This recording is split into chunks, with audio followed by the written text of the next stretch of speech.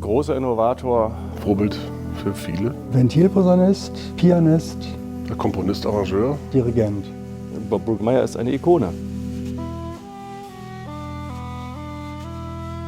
Bob war einer der wichtigsten Lehrer für mich. Das war schon echt eine harte, aber sehr gute Schule. Weit über 10 Jahre haben wir zusammengearbeitet. Es war ziemlich anstrengend und auch aufregend, aber auch sehr lehrreich. Davon profitiere ich eigentlich immer noch.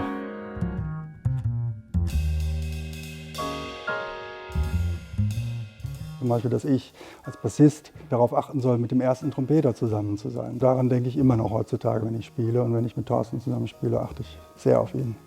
Die Art und Weise, wie man phrasiert, wie man Bögen spielt, das konnte man bei ihm einfach gut lernen. Auch Stücke, wo wir wirklich Schwierigkeiten hatten, hat einfach mal am Klavier gespielt und das klang alles total einfach.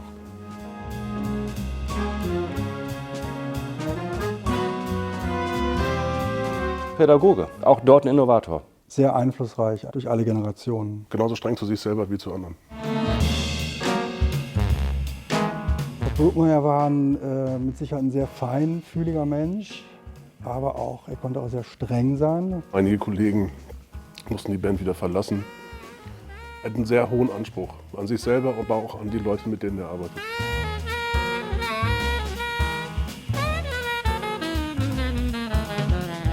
Das sind so besondere Momente gewesen, für die es sich wirklich gelohnt hat, auch einfach hart zu arbeiten, also um einen Gesamtsound zu kreieren, der wirklich gut ist. Und das kann man einfach nur machen, indem man da 100%ig sich reinkniet. Ich habe Aufnahmen gesehen von Karajan, wie er probt mit den Berliner Philharmonikern, wo er wirklich an sich so an Details festbeißen konnte. Und das konnte der Brookmeyer auch. Dass wir einfach dann einen Takt so oft gespielt haben, bis es ihm gefallen hat. Du denkst, das ist wie eine Schülerband, wo er alle 2 Takte abreißt. Brookmeyer war für mich immer ein rastloser Sucher. Da ist schon unheimlich viel Spannung, Reibung, Innovation drin in dieser Musik. Deswegen kann man sie heute immer noch so spielen, als ob sie ganz frisch geschrieben wäre, weil die Konstruktion dieser Stücke so stark ist. Gefühlvoll, konsequent. Zeitlos, farbenfroh, sofort wiedererkennbar.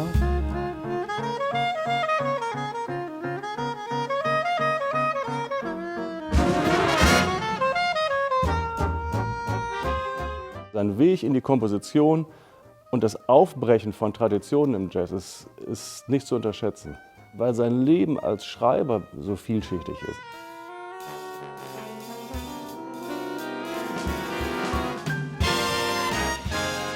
Es gab fast keine Freiräume, sondern es war komplett von vorne bis hinten ausnotiert. Das macht auch total Sinn. Forschend, fordernd. Tradition und Moderne. Einfach großartig.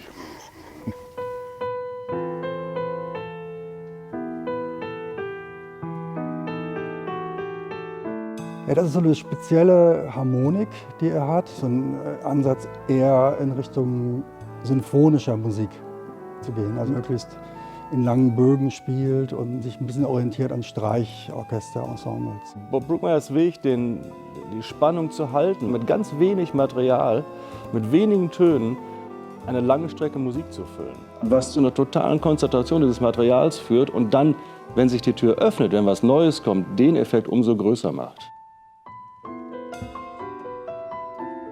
Also er kommt ja aus Kansas, er hat einfach die ganze Geschichte durchlebt.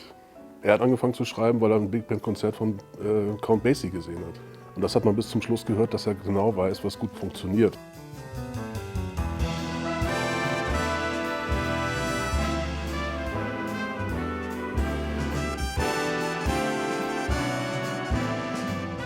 Dieses rhythmische Element, was den Jazz ja auch ausmacht, das ist in seiner Musik immer noch unter allem, über allem und steuert das Ganze. Humorvoll. Feinfühlig. Vielschichtige Persönlichkeit. Er hat mir mal gesagt, dass er ist ein dankbarer Ex-Junkie und Alkoholiker. Weil sonst wäre er nie so weit gekommen mit seiner Musik. Und hätte nicht diese klassische Komposition studiert. Er brauchte einfach dann eine andere Ablenkung in seinem Leben.